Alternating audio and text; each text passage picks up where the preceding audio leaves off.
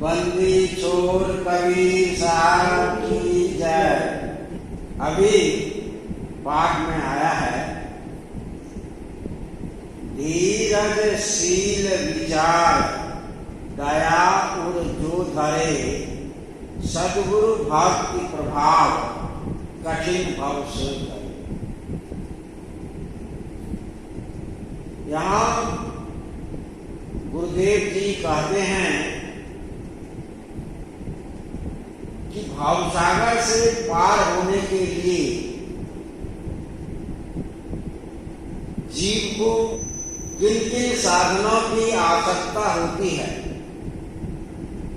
और उन साधनों में आपके अंदर क्या होना परम जरूरी है, उस पर चर्चा करते हुए भावसागर से पार होना जीव के लिए सबसे कठिन कार्य है।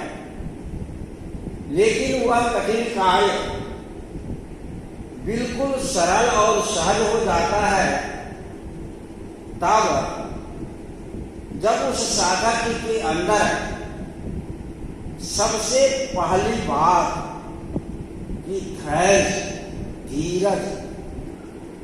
अब धैर्य चाहिए क्योंकि आप साधना कर रहे हैं और आपके अंदर धैर्य नहीं है, उसमें सफल नहीं हुई।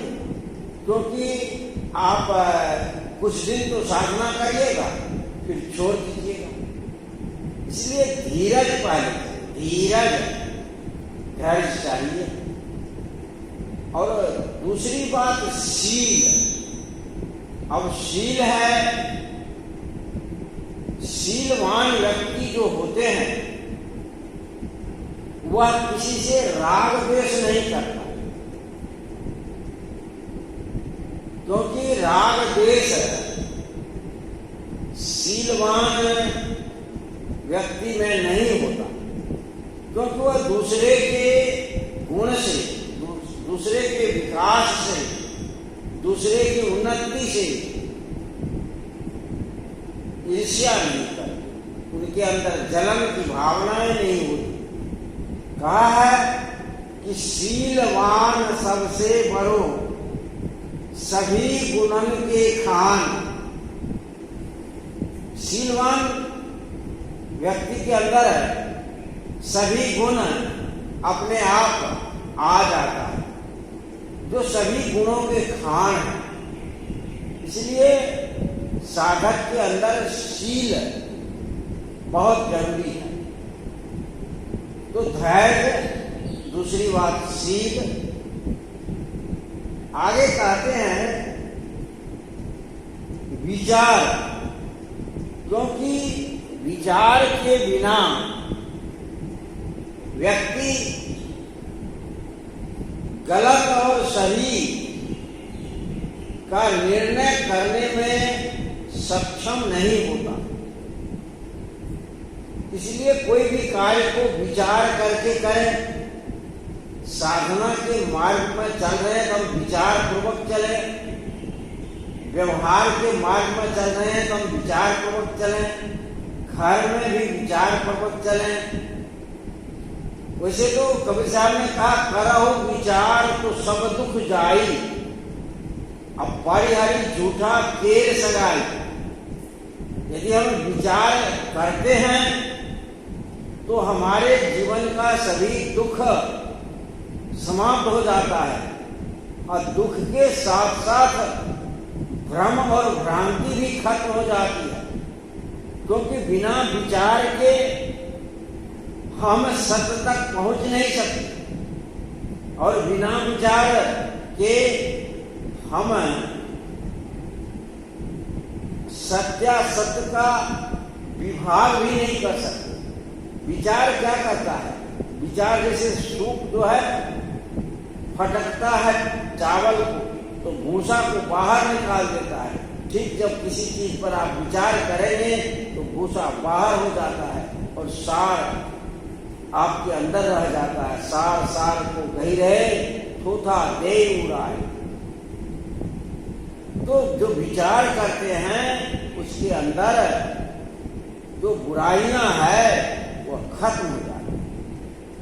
भटक रहा है लोग, पानी पत्थर ईटा कहाँ कहाँ भटकता है, लेकिन कहीं परमात्मा को प्राप्त नहीं कर पाता है। क्यों?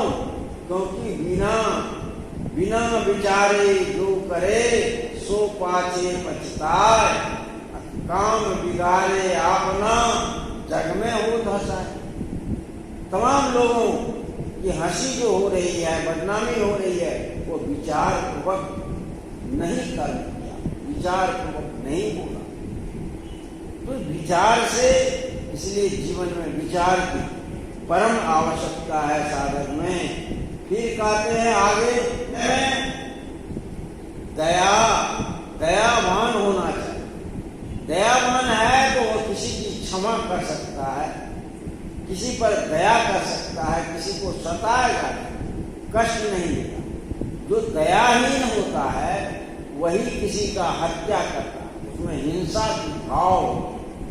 लेकिन दयावान व्यक्ति हिंसा नहीं कर सकता, क्योंकि सभी जीव पर तो दया कर। तो धीरज चाहिए, शील चाहिए, विचार चाहिए और दया चाहिए। धीरज, शील, विचार, दया, उर नाम हृदय जो धरे, जो जिस साधक के हृदय में इतना चीज हो, इतनी साधना हो, इतने साधन के पूर्ण होने पर आगे गुरुदेव जी कहते हैं क्या यह तो हो, फिर भी इतना होने पर भी वह भवसागर से नहीं पार हो सकता, और भी चाहिए। जैसे नौका है, पतवार है, सवारी उस पर बैठा है, अब मल्लाह ना हो तो खेल करके कौन पार पाएगा? तो सद्गुरु भक्ति प्रभाव कठिन भव से करे, है ना? तो सद्गुरु की भक्ति के जो प्रभाव है, जब व्यक्ति सद्गुरु की शरण में आते हैं, वह साधक धीरज, शील, विचार, दया, इतना चीज तो उर्में हो ही, और उसके साथ साथ सद्गुरु की भक्ति रूपी जो है पतवार चाहिए, माझी चाहिए, जो घेर के इस भावसागर से पार आपको ले जाएगा। सद्गुरु भक्ति प्रभाव कठिन भव से करे। यह भवसागर से पार होना बड़ा ही कठिन है, दुष्कर है, दुर्गम है, बिरले जन पार होते हैं, सभी पार नहीं होते। इसी भवसागर में बार बार यह जीव जन्मता है, मरता है, दुख भोगता है।